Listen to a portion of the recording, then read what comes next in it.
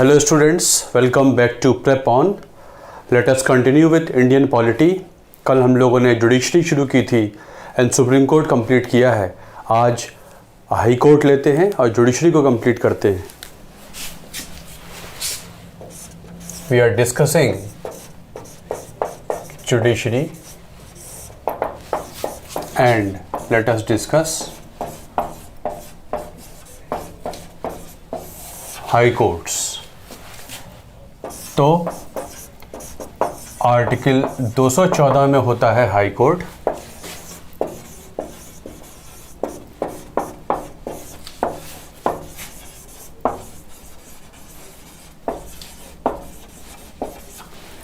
There shall be a high court for each state.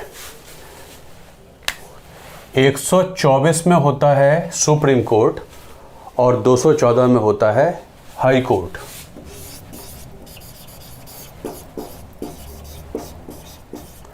Composition comprises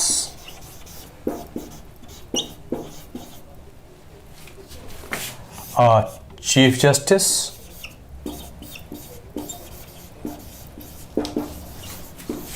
and such number of judges as the President may decide from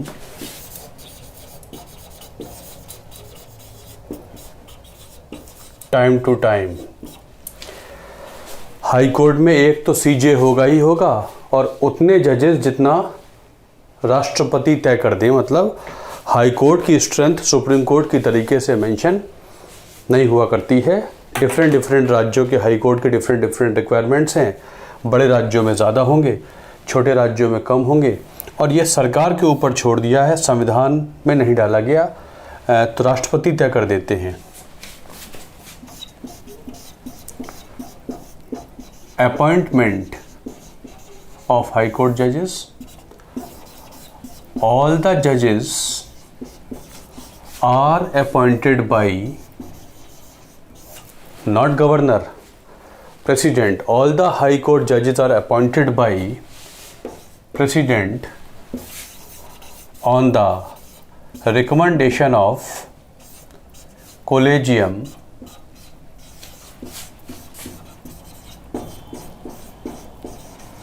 राष्ट्रपति appoint करेंगे but he shall consult supreme court collegium. Means he shall consult chief justice of India and the chief justice of India before giving his advice shall consult 2 other senior जजेस of supreme court. मतलब supreme court का आधा collegium. उस राज्य के governor से भी बात करेंगे जिस राज्य से में अपॉइंटमेंट किया जा रहा है. And shall also consult the Chief Justice of that High Court. And shall also consult the Chief Justice of that High Court. So the appointment of High Court judge is also done by President. He consults CGI and CGI shall further consult two other judges of Supreme Court. And Rashtrapati shall also consult Governor of a state and the Chief Justice of that particular High Court.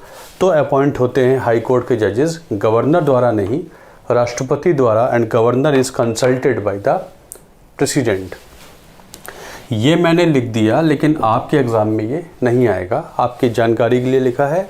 आपके लिए important ये है कि it is president of India who appoints जज of high court. तो high court के जजेस को राष्ट्रपति अपॉइंट कर देते हैं. बनेंगे कौन? क्वालिफिकेशंस ओबियसली सिटीज़न तो होगा ही होगा. should have at least 10 years of experience as judge in district courts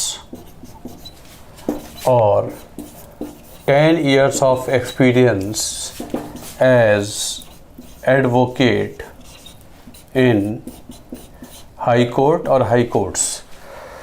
10 साल लोअर जुडिशरी में काम किया हो कम से कम जज बन के, या 10 साल वकालत की हो लेकिन कहाँ, हाई कोर्ट में हो, डिस्ट्रिक्ट कोर्ट में नहीं.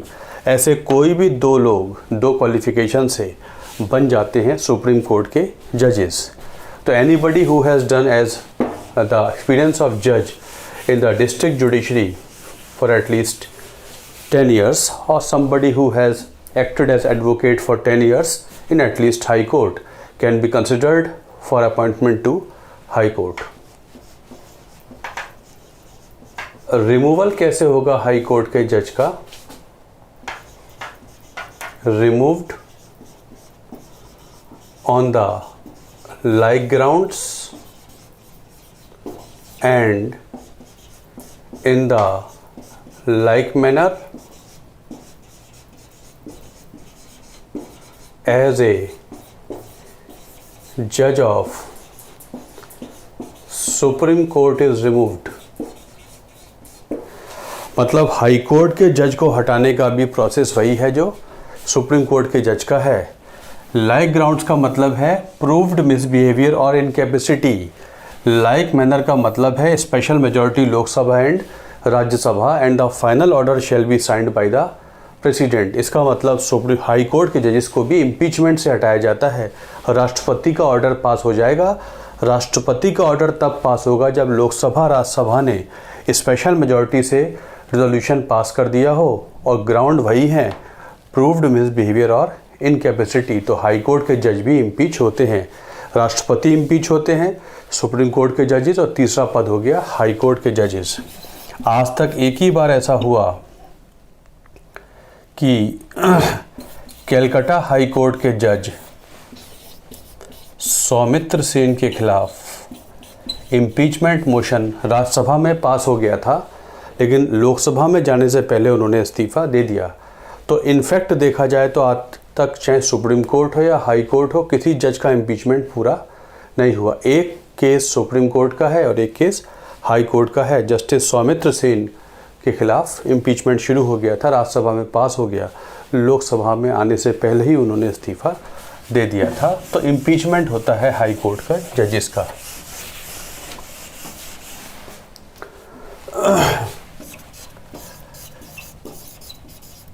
ट्रांसफर ऑफ हाई कोर्ट जज, ये आपको इसलिए बता रहे हैं कि आजकल करंट अफेयर्स में भी है दिल्ली हाई कोर्ट के जज का ट्रांसफ़र। सो अ जज is transferred from one high court to another by the president who shall consult CJI and collegium plus 2 CJs। आप बस ये याद रखेंगे कि राष्ट्रपति के ऑर्डर से ये ट्रांसफ़र होता है और राष्ट्रपति ऑर्डर तब पास करेंगे जब वो सुप्रीम कोर्ट कोलेजियम से बात कर लेंगे, CJI plus 4 other judges, and The 2 chief justices of high courts are also consulted. मतलब दिल्ली हाई कोर्ट से पंजाब हाई कोर्ट में, पंजाब हरियाणा हाई कोर्ट में हुआ है, तो पंजाब हरियाणा हाई कोर्ट के चीफ जस्टिस और दिल्ली हाई कोर्ट के चीफ जस्टिस से भी कंसल्ट किया जाएगा, तो जज का ट्रांसफ़र होता है। एक हाई कोर्ट से दूसरे हाई कोर्ट में जज का ट्रांसफ़र हो जाता है। Article 222 of the constitution, it is not merely by the government of India alone, the government can transfer, but government has to consult president मतलब government, CJI, and he shall consult 4 senior most judges below him, and he shall also consult 2 chief justices of the 2 high courts from 1 to where, इन दोनों से भी consult किया जाता है। This is their removal, I mean transfer from one high court to another।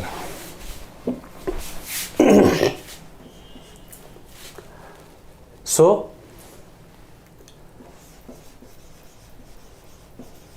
कुछ होते हैं common high courts, कुछ होते हैं कॉमन हाई कोर्ट्स, जैसे कि एक से ज़्यादा अधिक राज्य का एक कॉमन हाई कोर्ट हो सकता है, जैसे गुवाहाटी हाई कोर्ट 4 राज्यों का कॉमन हाई कोर्ट, मतलब हर राज्य के लिए अलग हाई कोर्ट हो नेसेसरी नहीं है। गुवाहाटी हाई कोर्ट 4 राज्यों का हाई कोर्ट है। Bombay high court Maharashtra and Goa के लिए है, Bombay high court. Punjab and Haryana high court Punjab and Haryana के लिए है। And union territory of Chandigarh, Guwahati high court, Bombay high court, Punjab and Haryana high court common high court कहलाते हैं। मतलब एक से अधिक राज्य इसमें हो सकता है। Maharashtra and Goa, Punjab and Haryana and मतलब कम से कम 2 राज्य होने चाहिए तो वो कहलाएगा कॉमन हाई कोर्ट। तो ऐसे 3 हाई कोर्ट हैं जो कॉमन हाई कोर्ट हुआ करते हैं। और यूनियन टेरिटरी के लिए भी हाई कोर्ट हो सकते हैं, जैसे कि अंडमान एंड निकोबार के लिए कैलकाटा हाई कोर्ट है, मद्रास हाई कोर्ट नहीं है। पुद्दुचेरी के लिए मद्रास हाई कोर्ट है। लक्षद्वीप के लिए केरल हाई कोर्ट है। Dadar and Nagar Haveli, Daman and Diu,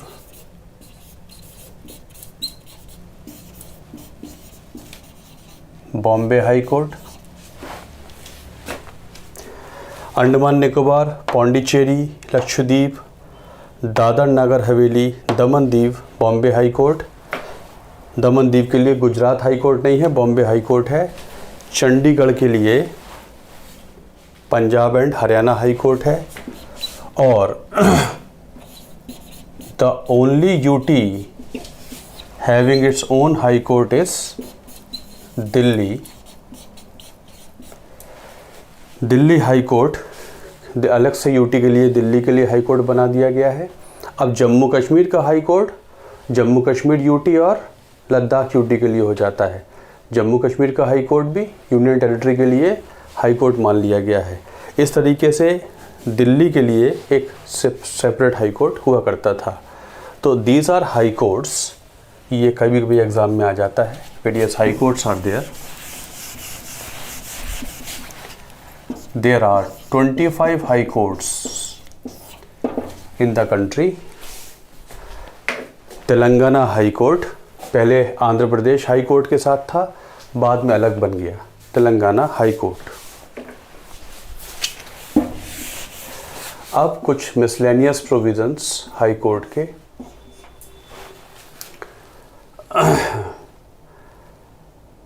A high court judge retires at the age of 62 years.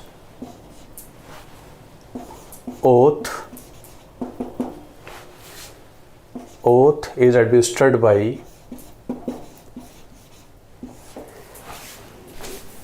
governor. Appointment is done by president, but oath of office is administered by governor. Salary decided by parliament. Salary decided by parliament. High court जजेस की salary parliament decide करती है, state नहीं decide करता।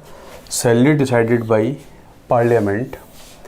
Oath is administered by governor and they retire at the age of 62 years, not 65 years. 62 years पे retire करते हैं, 65 years पे रिटायर नहीं करते। These are certain facts about high courts in India.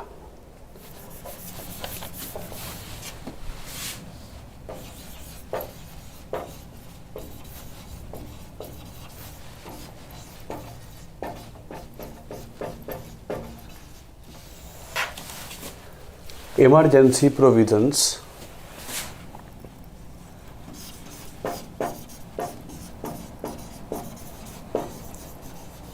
National emergency.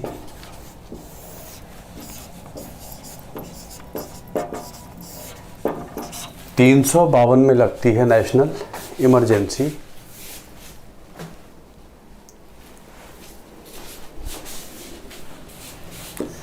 if there is threat to security of India due to war, external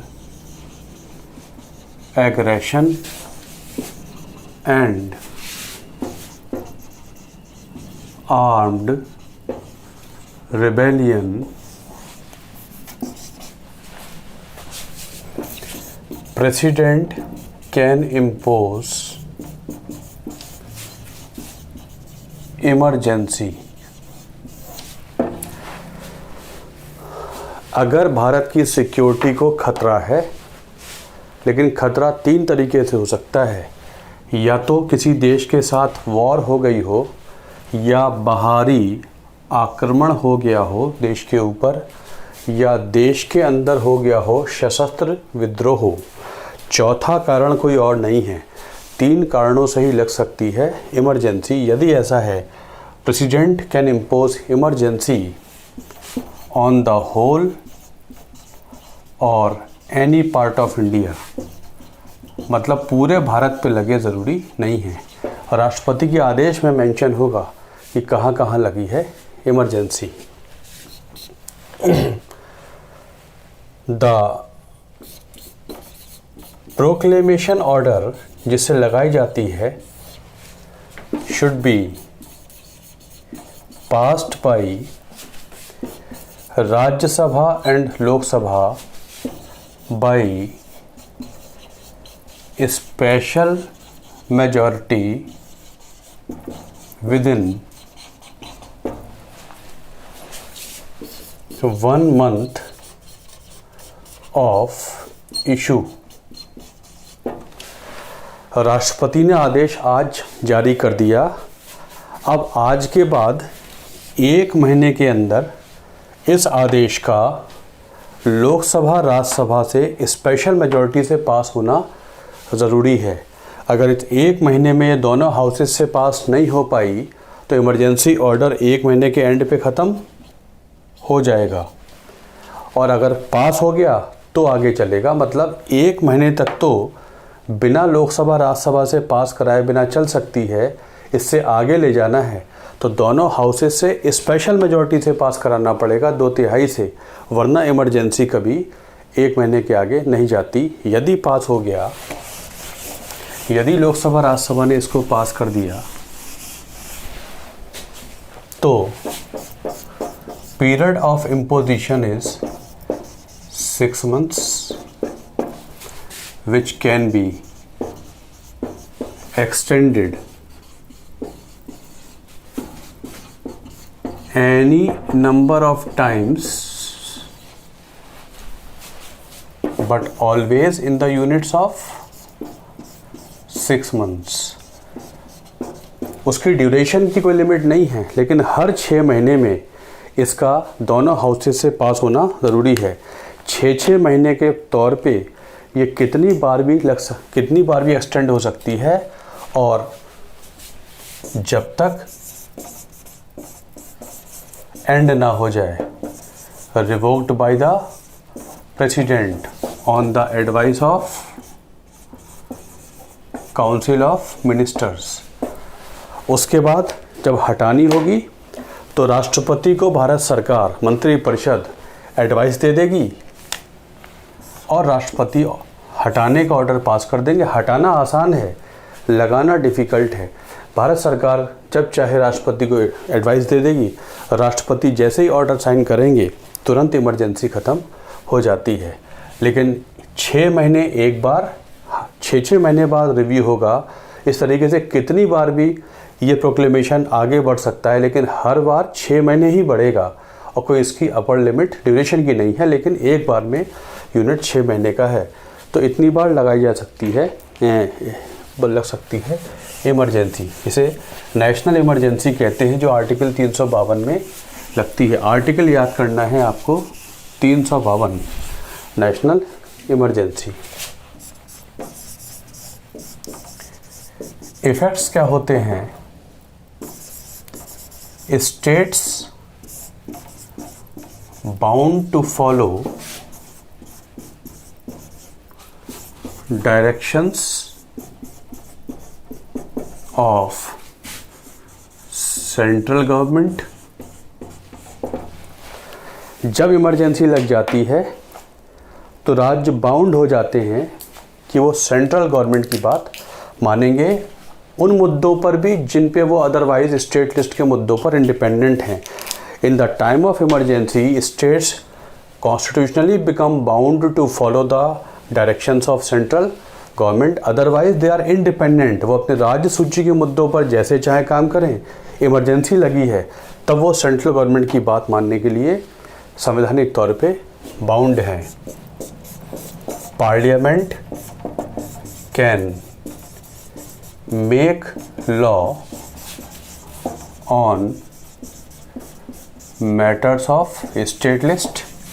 वैसे तो राज्य सूची के मुद्दों पर लॉ बनाते हैं स्टेट लेजिस्लेचर, लेकिन अगर इमरजेंसी लगी है तो पार्लियामेंट स्टेट लिस्ट पर लॉ बना सकता है। वैसे पार्लियामेंट स्टेट लिस्ट पर लॉ अपने आप जाके नहीं बना सकता, लेकिन 352 लगा है तो पार्लियामेंट के पास एम्पावरमेंट हो जाता है कि वो स्टेट लिस्ट के मुद्दों पर भी लॉ बना सकता है।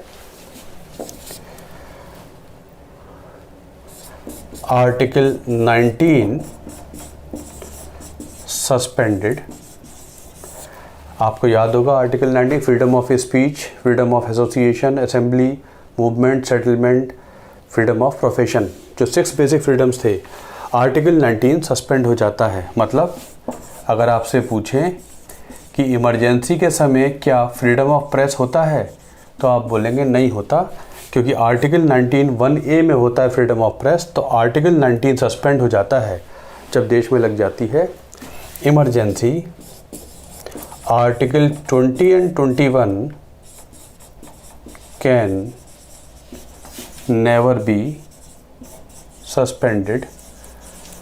राइट टू लाइफ और जो राइट आर्टिकल 20 है, ex post facto criminal legislation, double jeopardy, testimonial compulsion जो बताया था आपको, ये 2 ऐसे फंडामेंटल राइट हैं, ये कभी भी सस्पेंड नहीं होते। 19 सस्पेंड हो जाता है।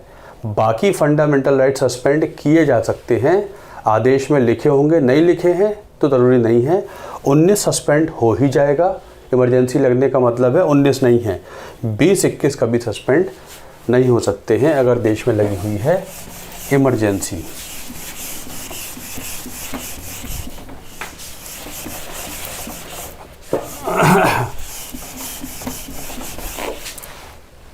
आज तक 3 इंस्टेंसेस हुए हैं इमरजेंसी के। 1962 China war, 1971 Bangladesh war, 1975 internal emergency. एक बार आंतरिक कारणों से लगी, 2 बार बाहरी कारणों से लगी। एक्सटर्नल एग्रेशन, चाइना वॉर, जब China attacked Ladakh and north eastern frontier agency, कहते थे नेफा उस समय, आजकल कहते हैं Arunachal Pradesh. October 1962 India had given shelter to Dalai Lama. Tibet की प्रॉब्लम चल रही थी, दलाई लामा को शेल्टर दे दिया था। और उससे पहले 1954 में पंचशील साइन किया था चाइना के साथ। भारत ने प्राइम मिनिस्टर जवाहरलाल नेहरू और ज़ोउ एनलाई, चाइना के प्रेसिडेंट, इन दोनों ने पंचशील एग्रीमेंट साइन किया था, लेकिन पंचशील को ब्रेक कर दिया चाइना ने जब चाइना ने अटैक किया था अक्टूबर 1962 में भारत के ऊपर। एक वेस्टर्न फ्रंट पे तो लद्दाख में किया, ईस्टर्न फ्रंट पे Arunachal Pradesh, as India had given shelter to Dalai Lama.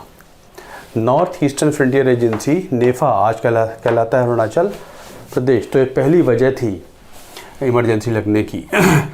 दूसरी बात, बांग्लादेश की लिबरेशन में इंडिया ने सपोर्ट किया था, तो ये दूसरी वजह थी बांग्लादेश वॉर। और 75 में इंटरनल इमरजेंसी लगी थी आंतरिक कारणों से। There was internal emergency in the time of Indira Gandhi Congress government. 3 बार लग चुकी है नेशनल इमरजेंसी।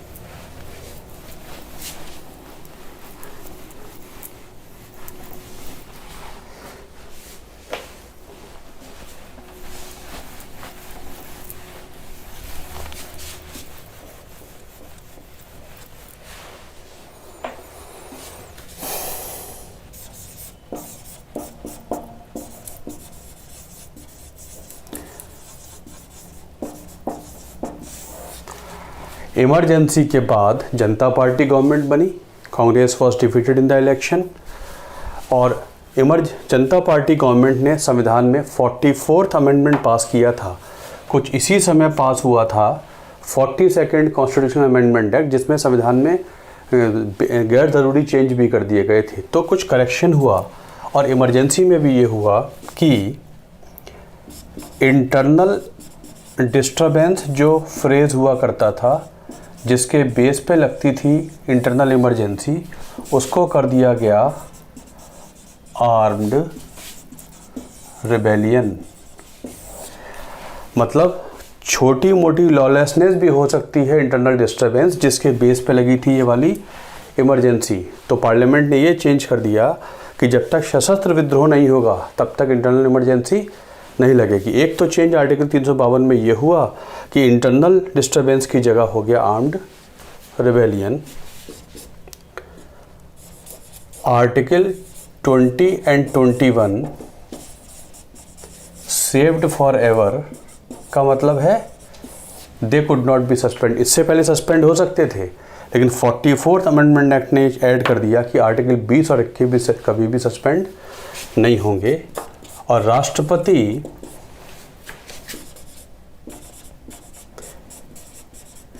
जब भी इमरजेंसी की एडवाइस होगी तो राष्ट्रपति इंसिस्ट करेंगे कि कैबिनेट लिख कर दे कि इमरजेंसी के हालात हैं। अगर कैबिनेट ने रिटन एडवाइस नहीं दी है, मतलब पूरी कैबिनेट की एडवाइस, काउंसिल ऑफ मिनिस्टर में जो सबसे मेन बॉडी होती है वो कहलाती है कैबिनेट। यही मेन गवर्निंग बॉडी है, आपको पार्लियामेंट में बताया था एग्जीक्यूटिव में। तो कैबिनेट, तो जब तक कैबिनेट लिखित तौर पे नहीं देगी राष्ट्रपति को, तब तक राष्ट्रपति कभी ऑर्डर पे साइन नहीं करेंगे। मतलब इमरजेंसी का दुरुपयोग ना किया जाए, ऐसी कोशिश की। और 44th अमेंडमेंट एक्ट ने बहुत सारे चेंजेस कर दिए थे नेशनल इमरजेंसी में।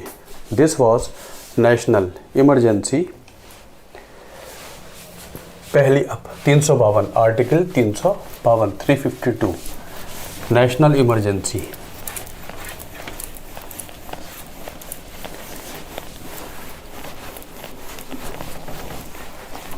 इमरजेंसी जब लगती है तो राज्यों के अधिकार फीके पड़ जाते हैं। उनके पास अधिकार हैं, लेकिन सेंटर के पास सारे अधिकार आ जाते हैं।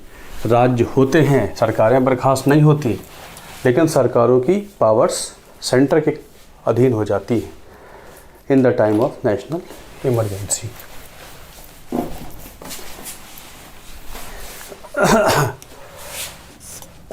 और अगर इमरजेंसी लग जाए राज्य में तो ये कहलाती है राष्ट्रपति शासन।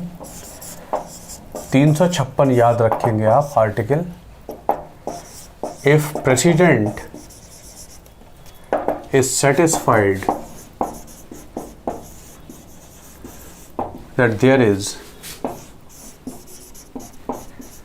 failure of constitutional machinery in a state, he may impose president's rule, मैंने शॉर्ट में लिख दिया है। अगर राष्ट्रपति को लगता है कि राज्य में संवैधानिक ढांचा ठीक से काम नहीं कर पा रहा है, राज्य में संविधान के अनुसार काम नहीं हो पा रहा है, तो राष्ट्रपति, लिखा हुआ है, ही मे assume all or some of the powers of the state by issuing a proclamation. मैंने शॉर्ट में लिख दिया ही may impose president rule in the state, क्योंकि राष्ट्रपति अपने नाम पे सारी पावर्स ले लेते हैं तो बोल देते हैं प्रेसिडेंट रूल। ये मेंशन नहीं है, I have just mention to make it shorter, आपके एग्जाम में ज़्यादा नहीं चाहिए है। तो लग सकता है राज्य में राष्ट्रपति शासन। The proclamation order should be passed by Rajya Sabha and Lok Sabha by simple majority. उसमें थी स्पेशल मेजॉरिटी, यहाँ कौन सी है?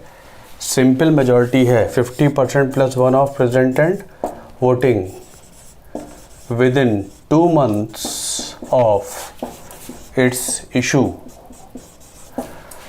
मतलब जिस दिन राष्ट्रपति प्रोक्लेमेशन जारी करेंगे उसके 2 महीने के अंदर इस प्रोक्लेमेशन ऑर्डर को राज्यसभा लोकसभा से सिंपल मेजॉरिटी से पास होना ज़रूरी है। मतलब राष्ट्रपति शासन बिना पार्लियामेंट से पास कराए 2 महीने तक सरकार के आदेश पे ही चल सकता है। 2 महीने से आगे जाना है तो दोनों हाउसेस से पास कराना ज़रूरी है, वरना 2 महीने से आगे नहीं जाएगा। इफ पास्ड, लगता है 6 महीने के लिए, कैन बी एक्सटेंडेड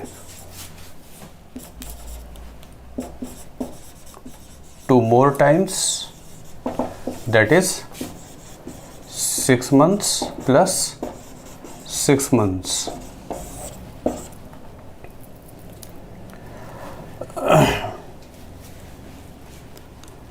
आप ऐसे लिख लीजिए,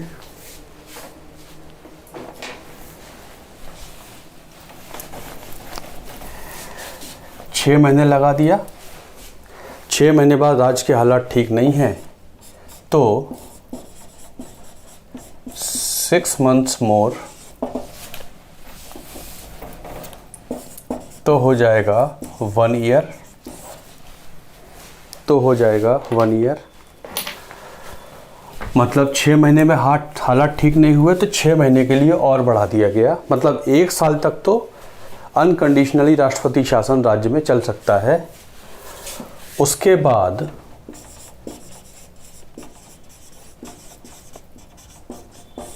2 more years, 6 महीने के 4 एक्सटेंशन और हो सकते हैं। मतलब टोटल चलेगा 3 साल, टोटल चलेगा 3 साल। 1 साल से आगे जाना है तो ये कंडीशन होगी कि या तो देश में लग जाए नेशनल इमरजेंसी या और इलेक्शन कमीशन कहे कि हम इस राज्य में चुनाव नहीं करा सकते। अगर ये दोनों कारण नहीं हैं कि 352 नहीं लगा है और इलेक्शन कमीशन इलेक्शन की ना करा पाने की सर्टिफिकेट नहीं दे रहा है, तो फिर ये 1 साल से आगे नहीं जाता। तो मैक्सिमम लग सकता है 3 साल, 1 साल अनकंडीशनल और अगले 2 साल conditional. Condition being either country has come under A national emergency and the election commission certifies that they can not hold election in the state. If it is so it can be extended for 3 years। 3 साल तक चल सकता है राष्ट्रपति शासन, 3 साल तक चलेगा ये, उससे पहले भी ख़त्म हो सकता है। और अगर लगता है कि राज्य के हालात तुरंत ठीक हो गए हैं तो राष्ट्रपति रिवोकेशन ऑर्डर साइन कर देंगे और जैसे ही वो रिवोकेशन ऑर्डर साइन करेंगे तुरंत ख़त्म हो जाएगा राष्ट्रपति शासन। लगाने के लिए पार्लियामेंट से पास कराना ज़रूरी है, हटाने के लिए कोई पैसेज नहीं चाहिए। कहने का मतलब कि ये can be revoked bye the president. राष्ट्रपति कभी भी इसे ख़त्म कर सकते हैं।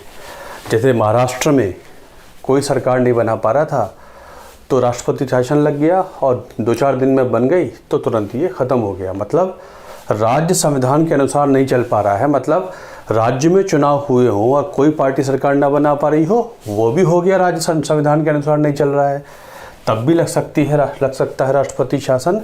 ऐसा नहीं है कि जब लॉलेसनेस हो तभी लगेगा। ऐसा भी हो सकता है कि राज्य में किसी पार्टी को बहुमत नहीं मिला है, अगले इलेक्शन कराए जाए या किसी पार्टियों को जोड़ा कोलिशन बनवाकर सरकार बनाई जाए, तब तक सेंट्रल गवर्नमेंट लगा सकती है राष्ट्रपति शासन, जैसे कि महाराष्ट्र में लगा था। इफेक्ट्स क्या होते हैं? State government is dismissed. अगर लॉलेसनेस की बात है, राज्य सरकार डिसमिस हो जाएगी। State is run in the name of president by the governor. Governor becomes all powerful. Governor मुख्यमंत्री जैसे अधिकार ले लेता है और राष्ट्रपति के नाम पर राज्य चलाया जाता है। राज्य सरकार को बर्खास्त कर दिया जाता है। स्टेट असेंबली, जो राज्य की विधानसभा होती है, या तो ये भंग हो जाएगी या ये सस्पेंडेड एनिमेशन में चली जाएगी। राज्य की विधानसभा या तो भंग हो जाएगी, अगर भंग हो गई तो 6 महीने में इलेक्शन कराना कंपलसरी है, भंग हो जाएगी तो फिर इलेक्शन की बात होगी, या फिर सस्पेंडेड एनिमेशन का मतलब सस्पेंशन में रख देंगे, मतलब जो एमएलएज हैं वो कानून नहीं बना सकते।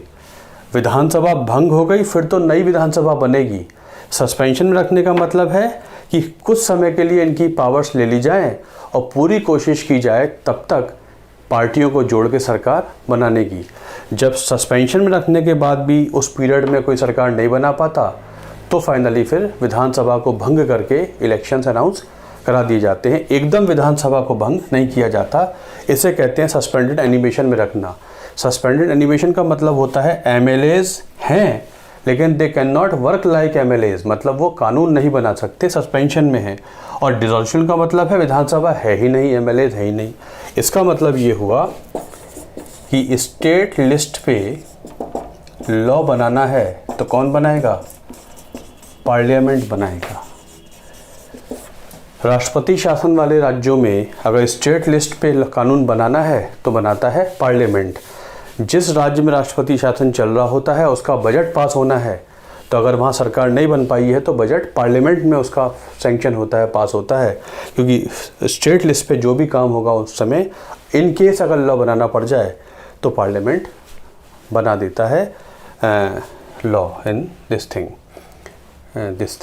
On the matters of state list.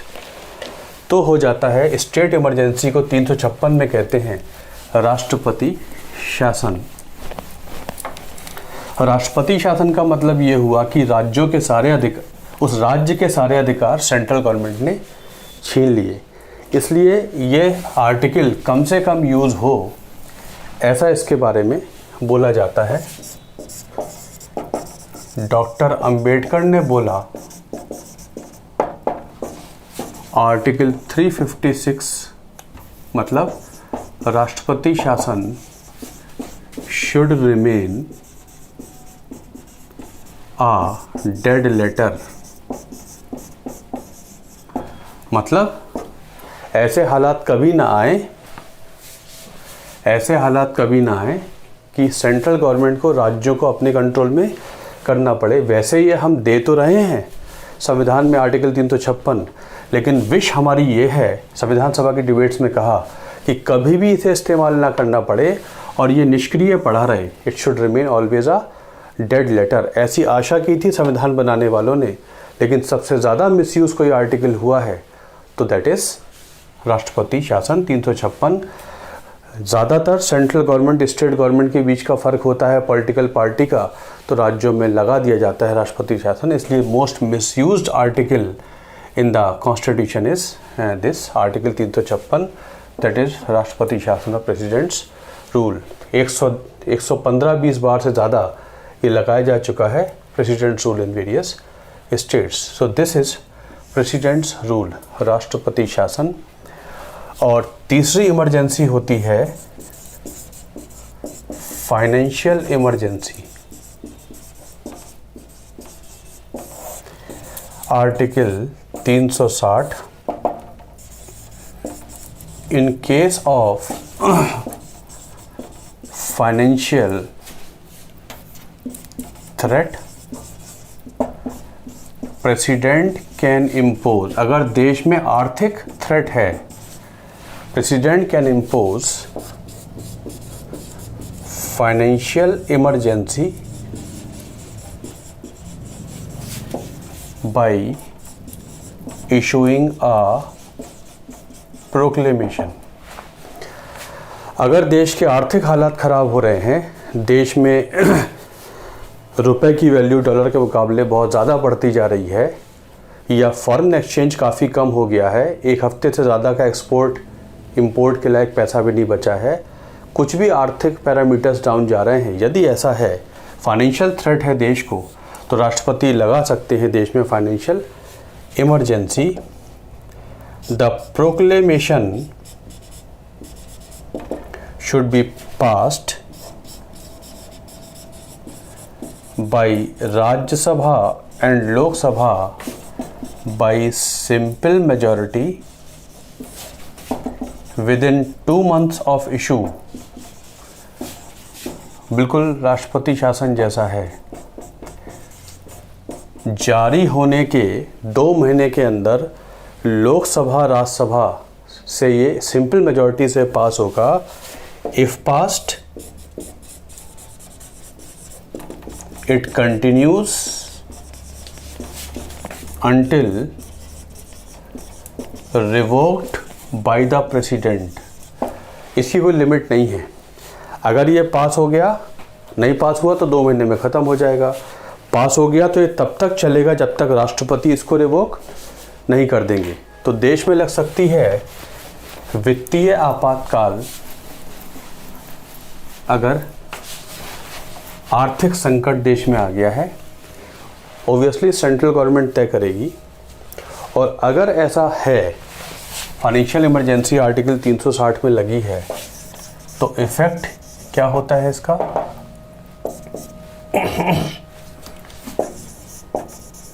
State governments can be directed to reduce their expenditure. राज्यों को कहा जा सकता है कि वो अपने खर्चे कम करें।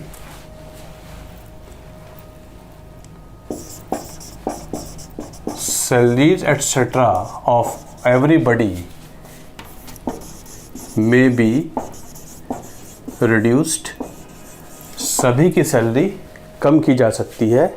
सुप्रीम कोर्ट, हाई कोर्ट जजेस की भी सैलरी कम की जा सकती है।